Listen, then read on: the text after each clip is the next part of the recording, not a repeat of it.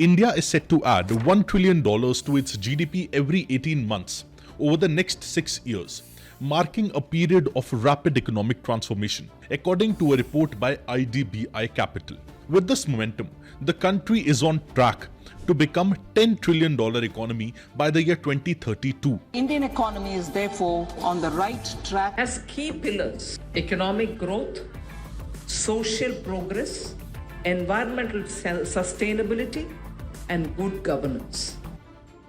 Increased steeply by 33% to 10 lakh crores. India will be the third largest economy soon, positioning itself as the third largest economy in the whole world by the year 2030.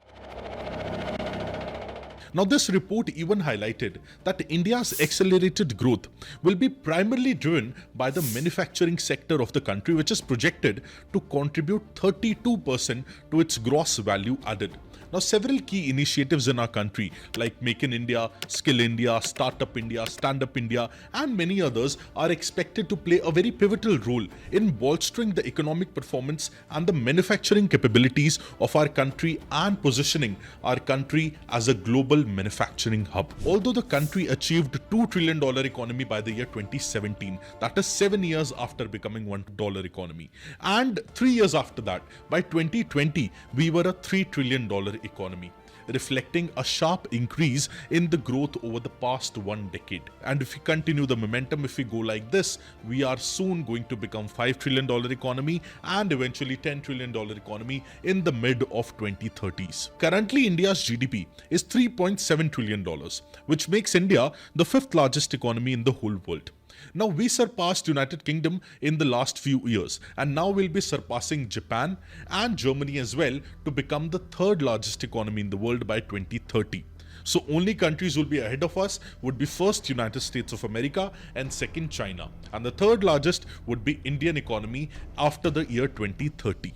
So what is the roadmap for our country to achieve $10 trillion economy? What has been our journey in the recent years in relation to economic performance, and what are various suggestive measures for improvement in all these things we'll be trying to understand in this particular episode. Hello, my name is Preetpal Singh, and today's topic is Roadmap to a $10 trillion economy.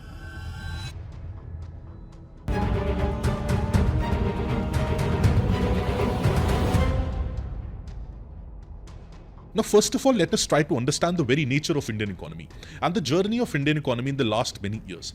We all know that in the year 2020, Indian economy was stuck and crippled with coronavirus and crippled with pandemic and the lockdown imposed because of the pandemic. Now, several years before the pandemic as well, we call it as pre-COVID economic slowdown. In that period as well, economy was going down. We saw several structural and very significant economic changes happening in our country in that period from 2015 to 2020. Several key economic changes happened in our country. A significant blow to our economy happened in the year 2016 when the decision of demonetization was taken, when demonetization of all 500 rupees and 1000 rupees notes was announced. That was a significant blow to our economy. And the very next year, that is in 2017, goods and services tax was implemented in the country throughout the whole country on 1st of July 2017. This brought the entire nation under a unified indirect taxation system. Again, this was a major economic change, a structural economic change, and one of the most important economic changes in our country after 1947. One is 1991 reforms and another is implementation of this GST, a very major reform. These words were spoken during the 1991 budget presentation by then Finance Minister Dr. Manmohan Singh and ushered in a new age for India. Now, this reform necessitated changes in business processes in our country, changes in IT systems, skill upgradation, and a lot of other changes in the whole business environment of our country, which eventually in short term led to a bit of slowdown in our economy. And alongside this, several other major decisions like insolvency and bankruptcy code, several banking reforms, resolving the non-performing asset crisis in our country, several changes were made. Because of these changes, we saw a bit of slowdown in the period of 2016, 2017, 2018 and 19. Now let us try to understand it in a better way through a line graph. See, in the year 2017, we had 6.8% GDP growth rate. The very next year, that is 2018, our GDP growth rate went down to 6.5%. So from 6.8 to 6.5% the very next year. Now in 2019, our GDP growth rate went even down to 3.9%. And in 2020, we all know because of COVID, it was minus 5.8%. Now let's stop here for a minute and let's see what is happening. In 2017, it was 6.8% the growth rate. In 2019, the growth rate went down to 3.9%. So in those years from 2017 to 2019 or even 2020, we can call this period as the period of economic slowdown or pre-COVID economic slowdown. The reasons are very clear. Because of structural changes in our economy, plus due to global changes and global economic slowdown, our economy also slowed down before COVID-19. Now during COVID-19, now let's see 2019 and the year 2020 very closely. In that period, we saw technical recession in our country. Now what is technical recession? Technical recession means when the GDP of our country declines. GDP of our country goes down for 2 consecutive quarters. And that was the state of our economy in the year 2020. 2020, we were facing a technical recession. The reason was lockdown imposed due to coronavirus pandemic. So 2020, what was the growth rate? It was minus 5.8%. Now you are seeing one shape being formed here.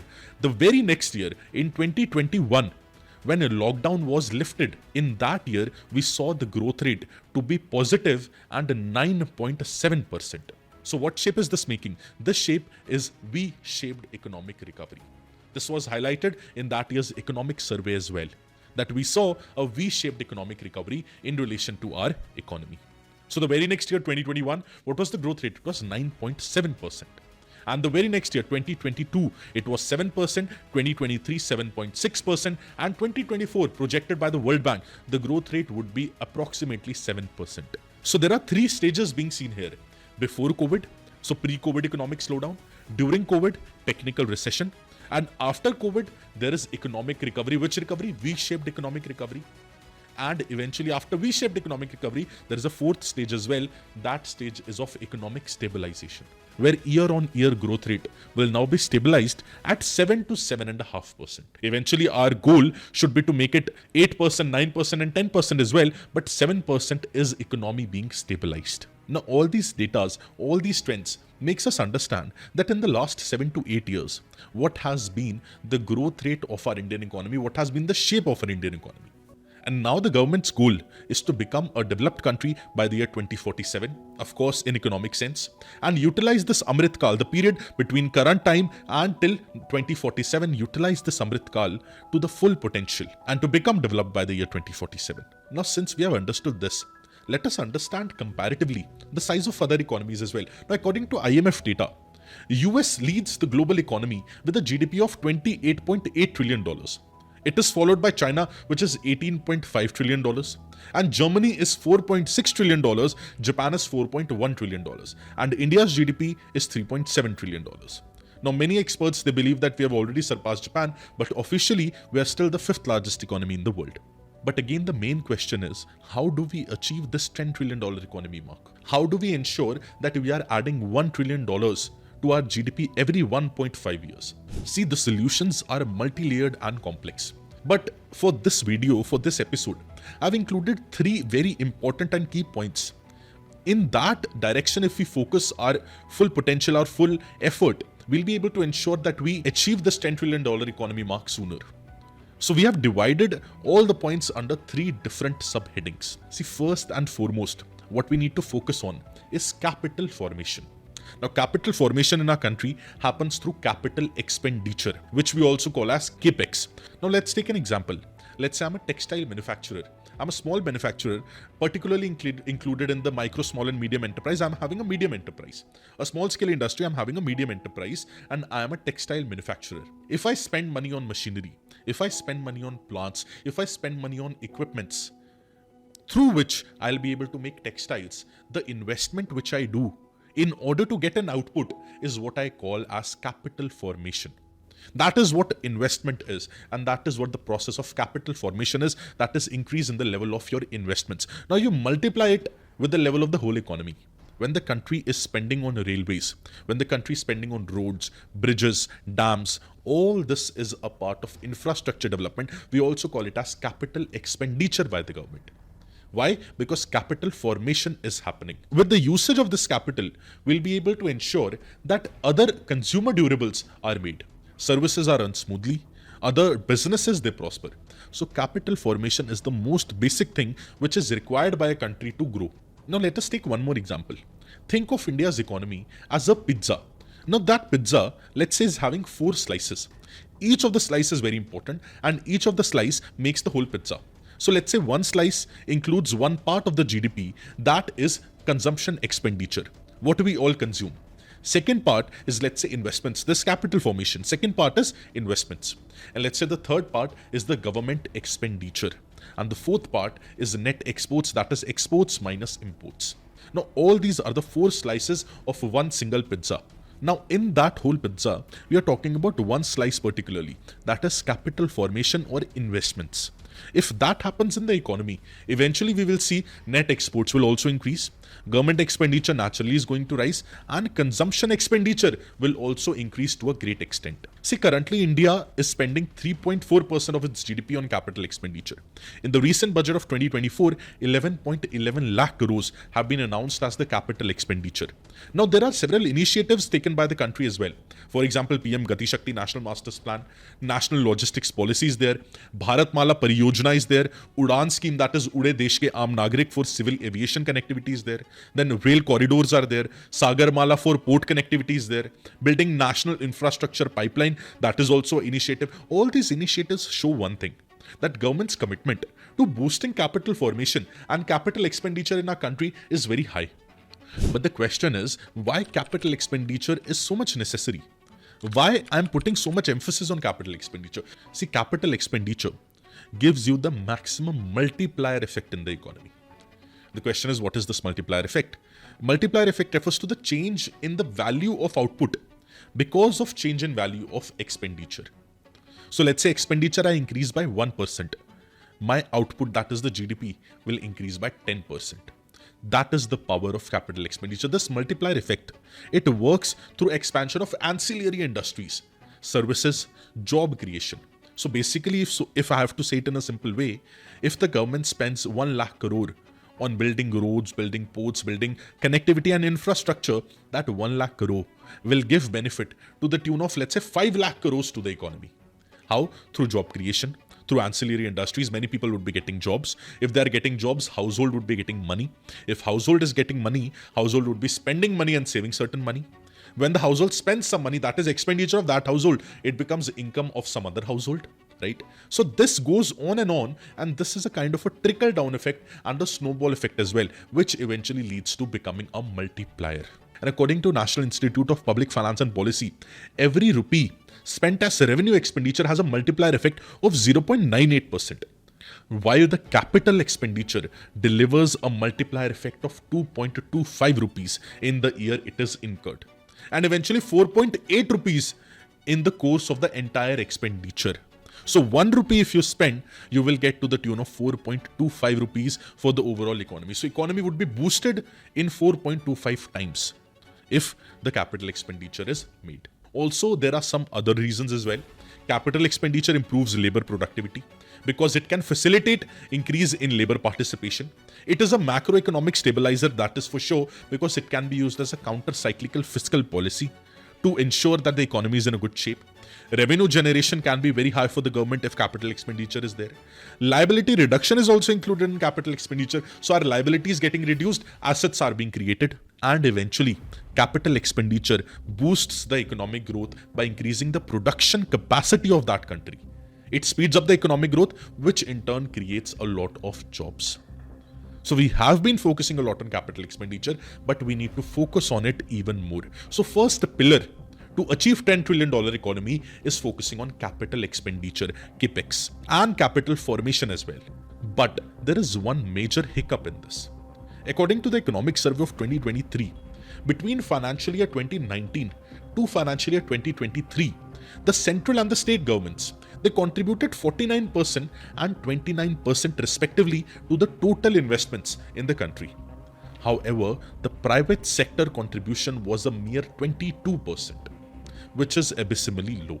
So what we are learning from this data is that government's contribution, state and central, is very high in relation to capital formation.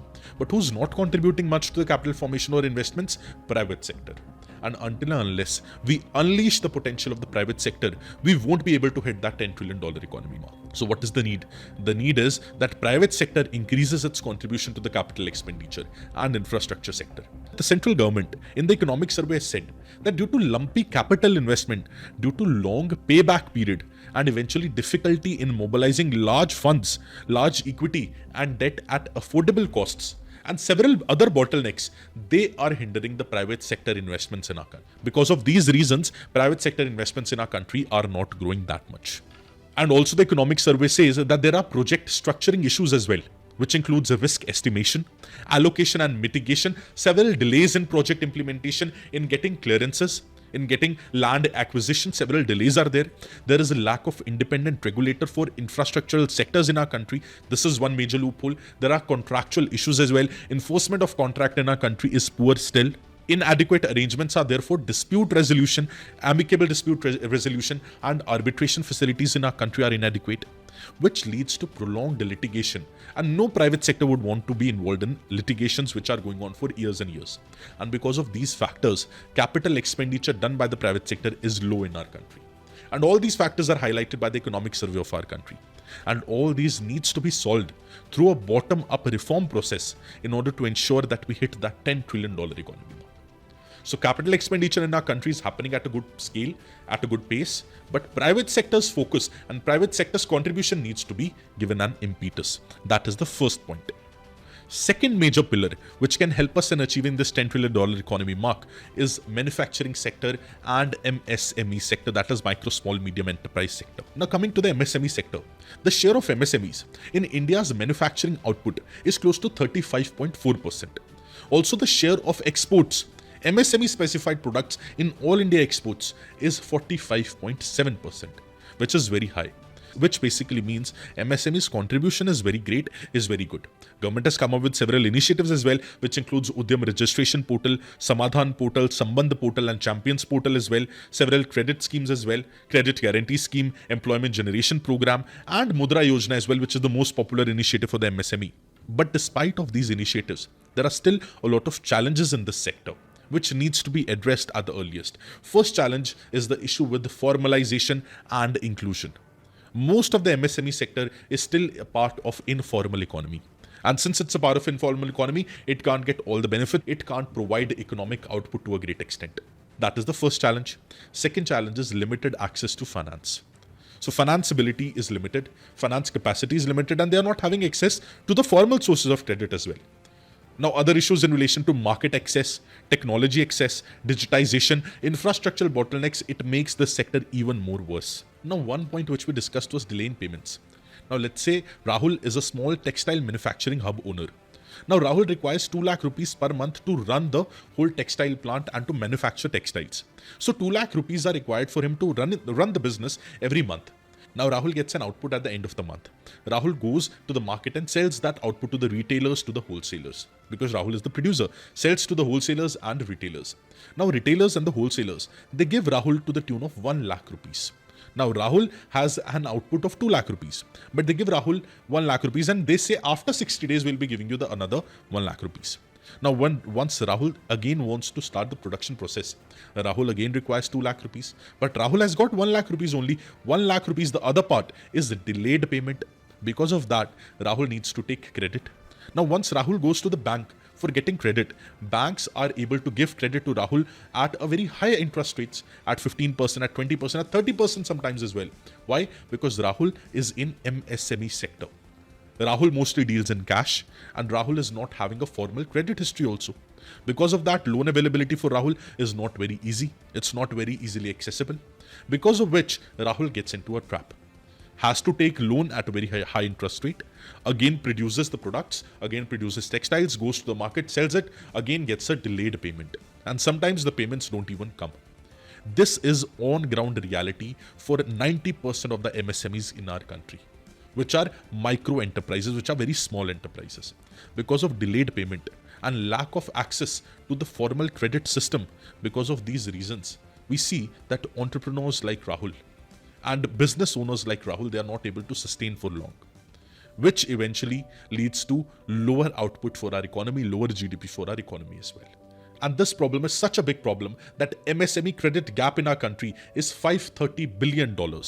So we are having $530 billion credit gap between the people who require the credit and people who are willing to give the credit. People who require the credit, they are requiring more, but banks are not willing to give credit to the MSMEs.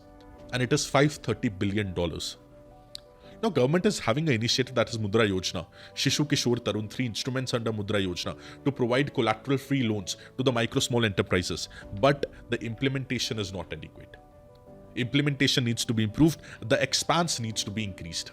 And according to economic survey as well, research has shown that rationalization of regulations in the usage of factory space, land usage as well, will augment the manufacturing capabilities in MSME sector. So credit-related things, factory usage related clearances, plus several other reforms, the bottom-up reforms, needs to be ensured so that MSME sector, which is having a lot of potential, it is the sunrise sector. So it's having a lot of potential. It contributes to the economy for achieving $10 trillion economy mark. See, agriculture sector, if we see, in our country, it is having a problem of disguised unemployment. That is, it is hiring more people than what is required. And on the other hand, we see the services sector, which got an impetus after 1991 economic liberalization. Service sector is having a problem of jobless growth due to automation. Now, which sector comes and solves the problem? The manufacturing sector. Because manufacturing sector is having the ability to employ maximum number of people and use them at a very great advantage and turn them into a dividend for the country.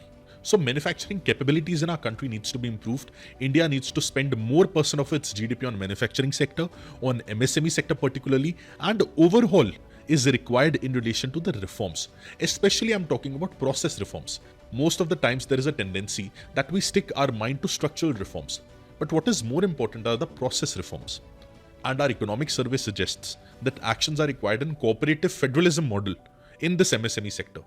It says that we need to ensure support system provide adequate financing to them. We need to facilitate the MSMEs, incentivize them for creating more and more jobs. Also, we need to reduce the compliance requirements, improve the ease of doing business, and also improve government, industry, and academia collaboration. If we see Rahul's story broadly, this is a very classic example of how human capital formation and how human resource development can be a very good process to build skills, to build knowledge, and to improve people's health. And it contributes to personal, community, and country's economic growth to a very great extent. Rahul, he moved from being an underutilized worker in the traditional farming area, traditional farming village, to a skilled professional who's contributing to the economy. His personal development fed the larger economy, and he trained others, and he increased the productivity as well. So from a macro perspective, Rahul's village also gained a lot, also benefited a lot. More and more people, they gained new skills, they got education, they became a part of workforce, and overall productivity of that village increased. Overall productivity of that village and overall contribution of that village to the state's GDP, it also increased. And this led to economic growth. So when the population is well educated, well skilled, and having proper healthcare, they contribute more effectively to the works of the economy. This leads to innovations, this leads to higher incomes, and also better living standards for everyone in the society. And this is how the process of human resource development and human capital formation translate into economic benefits, into long-term economic benefits for individuals, for community, and the entire nation. Now let's talk some numbers. 68% of the population of our country is of working age.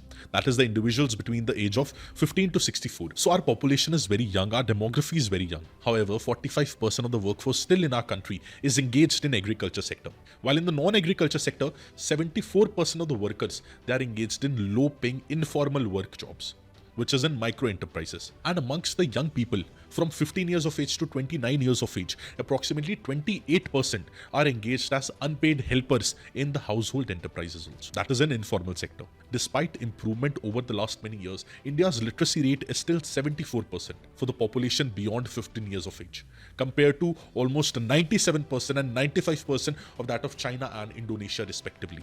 Also at present, India's female labor force participation rate stands at 37%, with 64% of all employed females are in the agriculture sector. So female labor force participation is low, And in that lower rate also, maximum of the women, maximum of the females are engaged in agriculture sector where the problem of disguised unemployment is there. That is, in a farm, if 5 people are required, 10 people are working, and to an extent negative marginal productivity. So improvement of human resource, converting demographic liability to demographic dividend, inclusion of women as a part of the workforce requires addressing various regressive and social cultural norms. Also, investment in childcare services protection are required. Also, healthcare, education, technology and infrastructure services are required so that the women's are getting more time for the market related work and they don't have to just occupy themselves in the household related works. In 2022, close to 103 million workers were demanded by our country. 103 skilled laborers were demanded by our country. And what was the labor supply? Skilled labor supply, it was only 29 million workers. So more than 50-60% of the workers were required, but they were not having adequate skills. That is why the demand of skilled labor still today remains unmet. See, only 33% of the workers in our country are having skills which the employers want. And the talent acquisition cost in our country has also increased to 10% since 2016. And all these things point out to just one thing, that human capital formation and human resource development in relation to education, healthcare, skill development and information in our country is poor. So if human resource development in itself is improved, demographic liability turns into a demographic dividend, eventually its contribution to $10 trillion mark would be the maximum. Because ultimately who makes up the country? The people of that country. And the people of that country are not working as a resource but are dependents and but are working as liabilities, then that country won't be able to prosper. So this is the foremost thing which is required. And these are the 3 pillars which are the most important. Now, other than these pillars, several other microeconomic and macroeconomic reforms are required tirelessly and continuously for the next 1 decade or next few decades, so that we are on the path to achieve $10 trillion economy mark. All these components, all the slices of the pizza which we discussed needs to be increased, needs to be enhanced, so that the small pizza can be converted into a medium pizza, then large pizza. So that the economy's size grows more and more by increasing the size of each slice in our economy. Our consumption expenditure should increase, our investments should increase, our net export should increase, our government expenditure should also increase, so that the overall economic growth could be high and $10 trillion economy would be a reality. We should not be leaving out GDP per capita while we are focused too much on GDP. See, GDP is important, but one thing more which is very important is GDP per capita. Our currently GDP per capita is $2,700. GDP per capita of US is close to $85,000. Canada and UK are having upwards of $50,000. For China, it is more than $13,000. For India, it is just $2,700. So we still have a lot to cover in relation to GDP per capita. And GDP per capita reflects that per head, what is the GDP? Per person in the country, what is the GDP? So if GDP per capita increases, it measures or it shows that the overall standard of living of the people of our country is also improving. So with constant deliberation, focus on implementation, and more importantly, focusing on process reforms, again I'm repeating, not just structural but process reforms, and following a roadmap which we discussed just now, plus improvement in several other sectors, we'll definitely be able to achieve $10 trillion economy mark in the coming few years. Do let me know what are your views on this topic and what do you think can be done even more to ensure that we achieve this mark at the earliest possible time. I hope you gained a new perspective from this session. All the very best and have a beautiful day. Thank you.